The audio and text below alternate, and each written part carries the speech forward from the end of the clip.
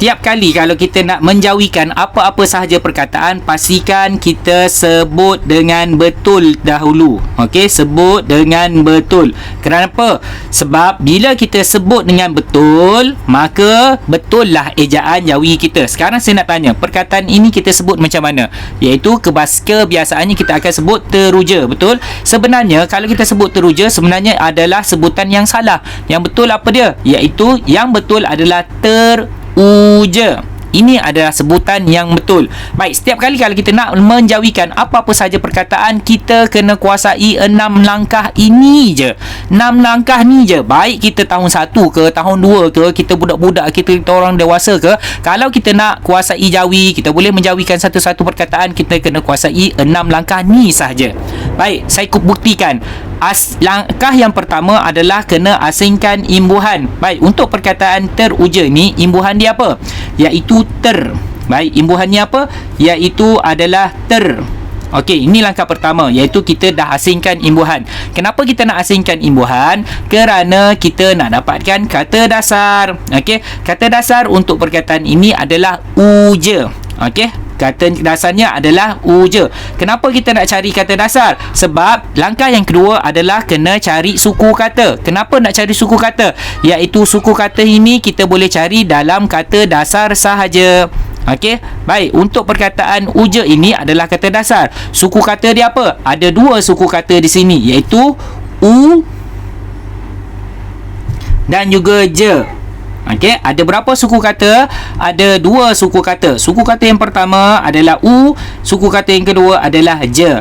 Baik, sekarang langkah seterusnya adalah tandakan di graf. Apa benda di graf ni? Iaitu NG, GH, KH, SY, NY. Ada tak dalam kata dasar ini, iaitu uja? Ada tak? Kalau tak ada, maka kita boleh pergi kepada step yang keempat, iaitu kena potong. Biasanya kalau nak potong, yang paling common, yang biasanya, yang kerap kali kita kena potong adalah KVK pada vokal A. Yang ni kita kena potong kalau ada. Yang kedua adalah E pepet. Dan yang ketiga adalah yang lain-lain. Baik, sekarang saya nak sentuh pada 2 benda ni sahaja. Baik, sekarang cuba kita tengok perkataan uja. Ada tak KVK? Tak tahulah. Kalau nak tahu ada tak KVK, maka kena tanda dulu. Baik, sekarang U adalah apa? Vokal. J adalah konsonan, A adalah vokal. Baik, suku kata yang pertama adalah vokal. Suku kata yang kedua adalah KV. Soalan saya, ada tak KVK? Ada tak KVK dalam suku kata ini? Tak ada. Bila tak ada, maka kita tak perlu potong mana-mana. Tak perlu potong vokal A. Baik, sekarang kita boleh tengok yang kedua kita kena potong adalah E pepet. Sekarang kita tengok dalam perkataan ini ada tak E pepet? Okey. Ada. E pepet dia apa? Iaitu te. E sini iaitu te. Baik, ini adalah E pepet. Seterusnya, langkah yang seterusnya adalah langkah yang kelima, iaitu padankan huruf. Baik, langkah ini T. Okey, T padanan jawi dia apa? Iaitu dengan huruf ta. T padanan jawi dia adalah huruf ta. Seterusnya, R padanan jawi dia apa? Iaitu huruf ra. R padanan jawinya adalah huruf ra. Baik, seterusnya U. Baik, sekarang saya nak tunjuk huruf U di sini. U adalah awal suku kata.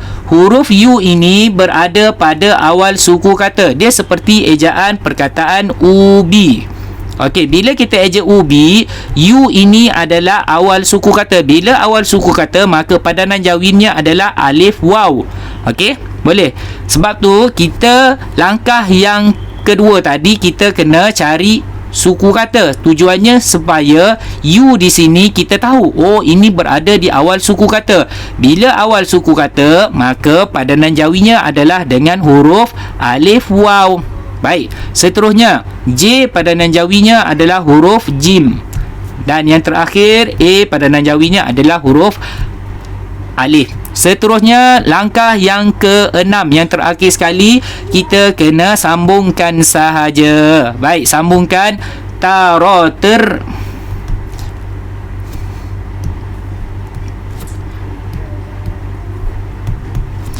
Alif waw u, jim alif ja. teruja. Baik, ada siapa-siapa perkataan lain nak saya kongsikan, boleh komen saja. InsyaAllah kita akan sama-sama jawikan supaya kita mendapat manfaat. Wallahualam. Terima kasih.